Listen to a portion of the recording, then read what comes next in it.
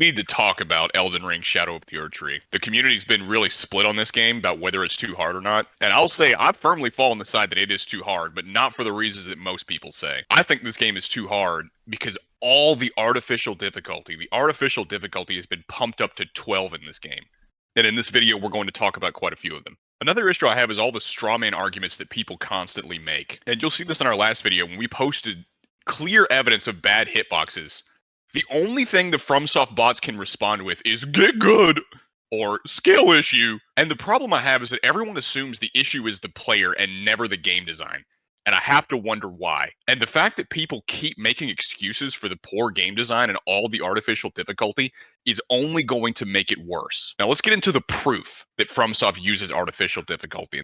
FromSoft constantly tricks and misleads its players. Now, this has been proved beyond the shadow of a doubt by Leviathan's video, Elden Ring's most used mechanics are a trap. In that video, one of the things that he does is show that there are many attacks that can be avoided by untraditional methods, like jumping, disengaging target lock, so on and so forth. But the problem is the game never communicates that to you. What the game communicates to you is rolling, not jumping to avoid attacks. Well, one of the issues I have too with the way people defend this game is they tend to say, oh, look at all these options you have. You can run, you can jump, you can roll, you can do X, Y, Z. But they never stop to look at, well, if I rolled and successfully dodged the attack, but I still got hit due to bad hitboxes or faulty mechanics, that's still an issue, regardless if you had other methods that would have been more effective at getting away from the attack. Whenever you look at what's happening on screen, there are so many instances where you have to ignore the visual information you're being presented with. Like, for example, there are so many attacks that it is so incredibly difficult to intuit how to avoid them. Like Mother of Matir does this laser beam. I have not seen anyone successfully get past that laser beam without a very specific Ash of War. Well, you already know the FromSoft bot's response to that is just going to be, well, you must use that Ash of War. You must use whatever the meta dictates. Radahn's 3-hit combo is another one. There are so many people that have no idea what to do about this, where people have to use very specific Ashes of War just to get through this. And you can roll it, but the roll timing is so limited, is so tight, that your average player who works at 9 to 5 will not be able to do this. You have to dedicate your life just to be able to roll through this thing. Well, luckily for FromSoft defenders, most of them have made it their life's work to defend this game. Well, and most of them don't have a job. But on top of all that, you also have bosses that litter the screen with particle effects and impair visibility to a nauseating degree. Radahn's second phase is horrible. There are light beams everywhere. He shines a strobe light in your face. Divine Beast Dancing Lion does this. Bale the Dread does this. Mesmer does it. There are so many of them that have all these particle effects that get in the way of you seeing properly. And even if they do have some particle effects, then there are some times where it's hard to tell with the effects on the ground, what's going to hurt you and what won't. For example, Midra, after he does his explosion, he leaves flames all over the ground. But you can walk into them and go punish him. But that's inconsistent because there's sometimes when you'll have effects on the ground that hurt you and sometimes when they don't. Like, for example, Radahn uses the gravity magic where he sucks you in and then does a little gravity field around him where you constantly take damage while you're in it. Then Commander Gaius uses a gravity attack that looks almost the same to Radahn's, but you can stay in that while it's active and you're fine so long as you don't get hit by the initial attack. Stuff like this is littered throughout the game, where you have these visual cues that don't represent what you would intuit they would represent. I don't think it's too much to ask for visible feedback on enemies' attacks to be consistent. Especially when you're dealing with a game that is this punishing for mistakes. And what that does is essentially boils a lot of the fights down to rote memorization, which has been in all the games, sure, but it's even worse here. Because, again, the visual consistency and the visual feedback often lies to you and gives you a message that isn't right. Now, another thing that contributes to the game's artificial difficulty is delay attacks. Every boss has delay attacks. All of them have it. Putrescent Knight's a great example. What Putrescent Knight will do is he'll have a very slow attack, and then a fast attack, then another slow attack, and then a fast attack, then a slow attack. And it creates this weird rhythm to combat that's just plain annoying to deal with. Now, I'm sure there will be people who will say, well, I found it fun, and maybe so. But the issue I'm having, and this is going to be the through line of the video, is that it's the consistency of all of these things that make a problem. If it was just one of these things, it wouldn't be that big a deal. but it's all of them added on top of each other all the time. Let me give you another example. Punish windows are often not proportional to the boss's attacks at all. If you look at, say, bosses like Rolana or Erdtree Avatar, Erdtree Avatar, after he does his biggest attack, the Explosion of Light, he does what you think he would do. He then has to recover from that attack because it's a massive attack. If you dodge it, you're rewarded by time to punish. Rolana does her biggest attack, and you can attack her precisely twice if you're close enough until she's right back to swinging. And Radon and Mesmer do the same thing. They'll do these massive attacks that you would think, surely now is my time to punish. But if you try and get any more than 2 hits in, and this is 2 hits with a dagger. This is not 2 hits with a greatsword. This is 2 hits with a dagger, and then you're done with your punish window. Naturally, because this is the case, because the punish windows are so tiny, it artificially extends the length of the fight, which adds to the difficulty. That's not even to mention the bosses that will often attack you and then jump out of punish range. Say bosses like Putrescent Knight, Commander Gaius, Rolana, and Bale. All of them have combos that they can do, and then they can just jump right out of range. Like you alluded to earlier, in a vacuum, something like this might not be as big of an issue, but in a game this punishing, dragging the fight out that much longer just gives you so many more opportunities to get one shot. Furthermore, the tracking. My goodness, the tracking is awful in this. Rolana and Mesmer are probably the 2 extreme examples. Rolana, she'll be doing a combo and you can get behind her, and then what she'll do is she'll swing around and like break her spine just to hit you behind her. And Mesmer, don't even get me started on Mesmer. Mesmer has tracking over 360 degrees with his spear thrust. Over 360 degrees. Now, I don't have an issue with some tracking, but it needs to be contextual. Say with a smaller, lighter attack, I'm fine with tracking to a degree. Because imagine if you're in a fight with an actual person and you dodge way too early. What they're going to do is adjust their strike to be able to hit you. Fine. But whenever we take it to such a comical degree where Mesmer's spear can follow you over 360 degrees, I think we have an issue. A real issue. And it's even worse because so many bosses have it, on top of all the other things we've mentioned. Yet another example of the artificial difficulty is enemies moving and behaving in ways that confuse the player's intuition. Now, whenever you first see an enemy, there are some things that you can assume about it.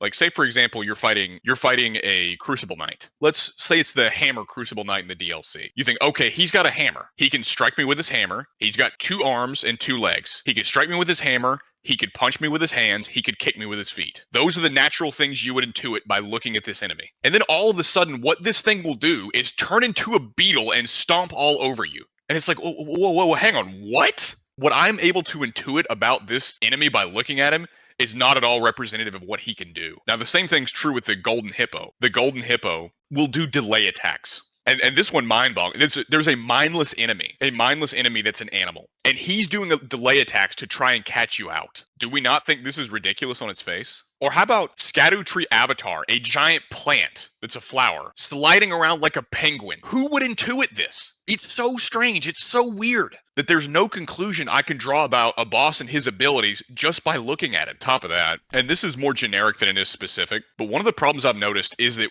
way too many bosses have way too many tools. Because all the bosses have some variation of massive combos, low recovery time, infinite stamina, overinflated health pools, huge poise, long-range melee attacks, delayed attacks, roll catches, high damage, absurd tracking, relentless aggression, gap closes, range attacks, disengages. They have so many tools. Well, we're out here playing Dark Souls 3. I've heard some people make the comparison that the bosses are playing Sekiro while you're playing Dark Souls. And while this isn't the case for all of them, it's the case with many of them. They have no mechanical downside. Well, part of the issue is that you can get powerful to the point where you can trivialize everything in the game. But the DLC was made for people who use cheese builds, who have gotten to New Game plus 20. And FromSoft, they realized they let you get so powerful in the base game that they had to ratchet the difficulty up to 20 in the DLC. And that's fine for all the people who are cheesing or using these broken builds.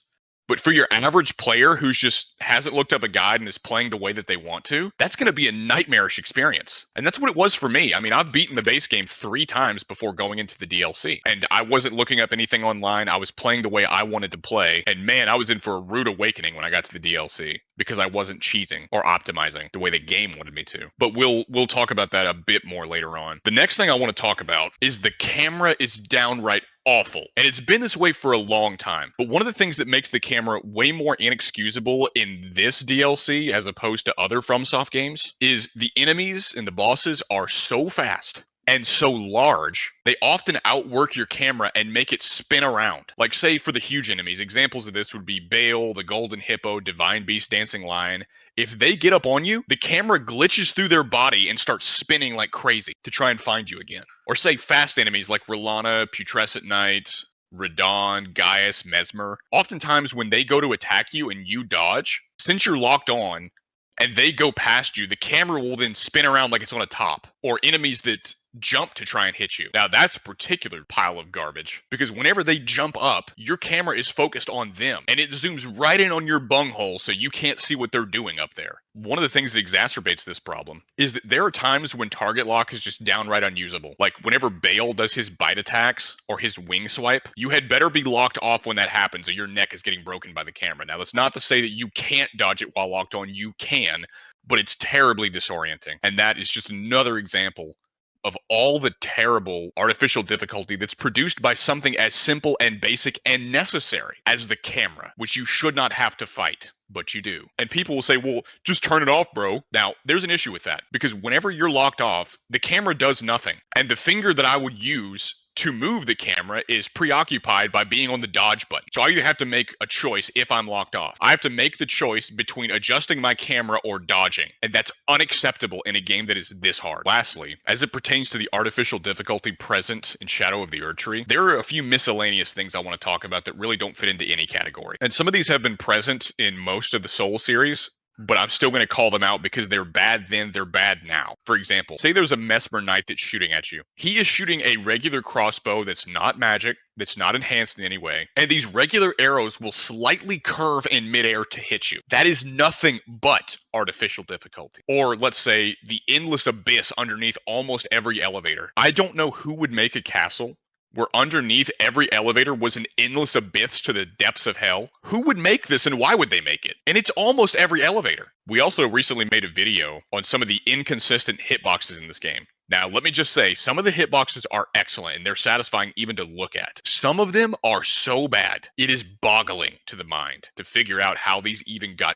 in here. And on top of that, Erdtree fragments were a mistake. They were absolutely a mistake. I like the idea, I hate the execution. And the reason why I hate the execution is because, say you go to the first boss, Divine Beast, Dancing Lion, which you don't have any Erdtree fragments. He is going to be so much harder, so much more difficult than if all you had done was just gone around and collected some of these. Now, that's going to severely limit player freedom and agency. Because in order to feel powerful enough to take on some of these bosses, you have to go then on a collectathon in a Souls game, and that's just downright obnoxious. Another thing under the miscellaneous tab is some enemies have infinite stamina. Like say the Magic Knight outside of Castle Insis will legitimately stomp 6 times trying to hit you underneath his feet. He keeps doing it. Or how about Rakshasa incessantly spamming the weapon art? And you also have bosses that can create frame traps, like R'Lana, who throws her magic swords up in the air and then will rush you down and throw an attack. And after her attack's done, then come the magic swords in a delay pattern. They can absolutely roll catch you and tag you and put you in a frame trap. So to wrap this thing up, I'm really disappointed with this DLC, mainly because I believe FromSoft has wrongly emphasized difficulty over anything else and has made things artificially difficult to a ridiculous degree. My boy really let the intrusive thoughts win. What worries me is that there are so many mindless jellyfish that are these FromSoft bots that ignore all the nonsense. Now, that's a huge problem because if you ignore this and pretend like all this artificial difficulty is good, what's the lesson that you think FromSoft is going to learn? I'll tell you what they'll learn. They will act on their worst impulses. You thought 13 hit combos were bad, you better get ready for 20. You thought delay attacks were bad?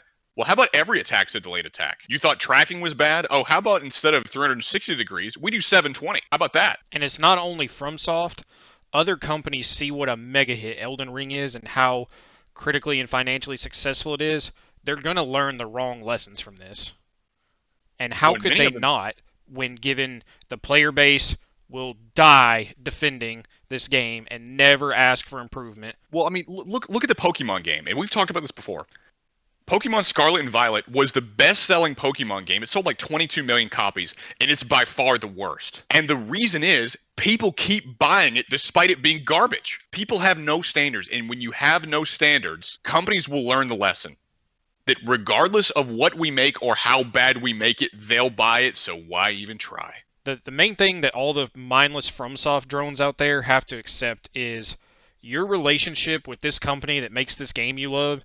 It's a transactional relationship. You're paying them money for a product. You should demand better. When you see problems in the game, any number of things you've mentioned, and yeah, some are subjective, but a lot of them you're bringing up, in regards to hitboxes and just things that outright don't work, the camera, there's no defending that.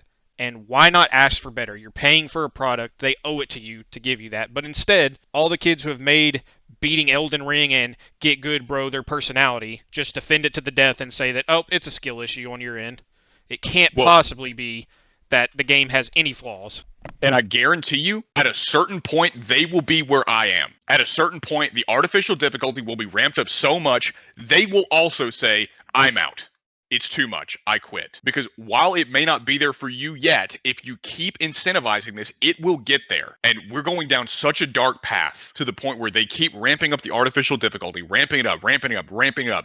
I don't know where this ends. And I've actually really enjoyed FromSoft games. So I'm speaking as a fanboy who likes these games, but is worried about all the people coming in defending all of the nonsense because it's only going to make it worse. Well, it was staggering to me when you showed me the Steam review where the guy felt the need to leave video evidence of himself no-hitting Melania from the base game because he knew the fan base is so crazed that he has to prove his skill level in the game before he can even make a criticism knowing what the response is going to be. Oh, it was Crimson's review on Steam.